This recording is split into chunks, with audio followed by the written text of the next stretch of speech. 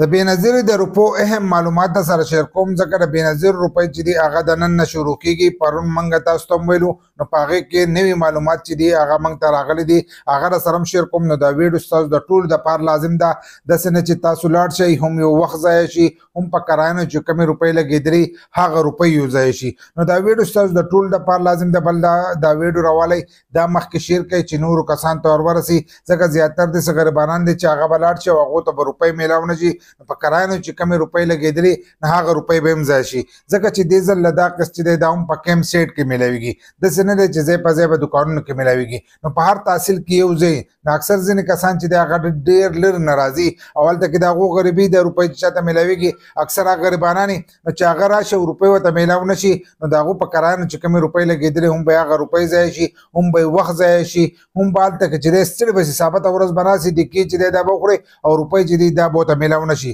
نو په دې ویډیو کې سره دغه معلومات شیر کوم خو دا ویډیو د غریبانانو دپاره نو تاسو راغلی دا لایک شیر کړئ نو دا دې ویډیو له چې دی لازم ورکوئ. نو پرون موږ ویډیو کړو په هغې کې موږ تاسو ته ویلو چې د 25 سپتمبر نه به وروسته دا روپۍ چې دی دا به شروع کېږي لکه 25 سپتمبر باندې به دا روپۍ تاسو ته میلاویږي د جمعرات د ورځې نه. جمعرات ورځ چې ده هغه نن ده نو نن چې ده نو کېدی چې په ځینې ځایونو کې شروع شوي ځکه کیمپ سیټ چې دي هغه تیارېږي د نن نه کیمپ سیټ چې دی په ځینې ځایونو کې تیارېږي. په ځینو کې چې دی د جمعې په ورځ باندې به ځایونه تیارېږي لکه د جمعې کومه ورځ چې ده نو په هغې باندې به کیمپ سیټ چې دي هغه به تیارېږي او د جمعې د ورځې نه به شروع کېږي. بیا یې په منځ کې 2 ورځې چې دی چټي راځي 2 ورځې چټي راځي د هفتې ورځ او د اتوار ورځ ځکه د بینکونو چټۍ نو بیا روپۍ چې دی دا نه ورکړی کېږي نو دغه 2 ورځې چې دی دا به دې کې چټي نو چې دغه چټي ده نو دا 2 ورځې دي په دې ورځو کې تاسو له تله نه دي پکار د هغو طرف هم دا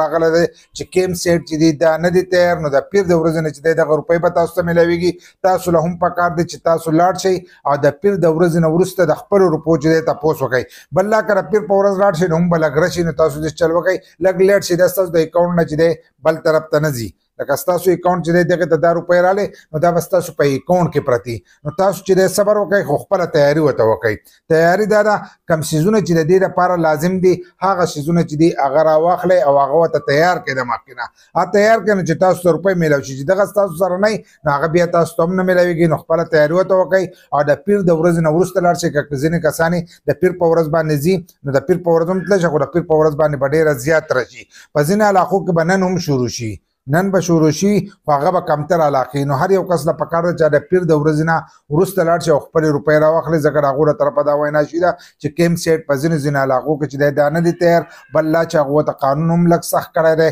چې کم کیمپ سیټ نه تیار نو هغه بینک والا چې دي هغه به جرمانه کېږي. نو تاسو له پکار دي د پیر د ورځې نه وروسته لاړ شي او خپل قسط چې دی دا تاسو راواخلئ.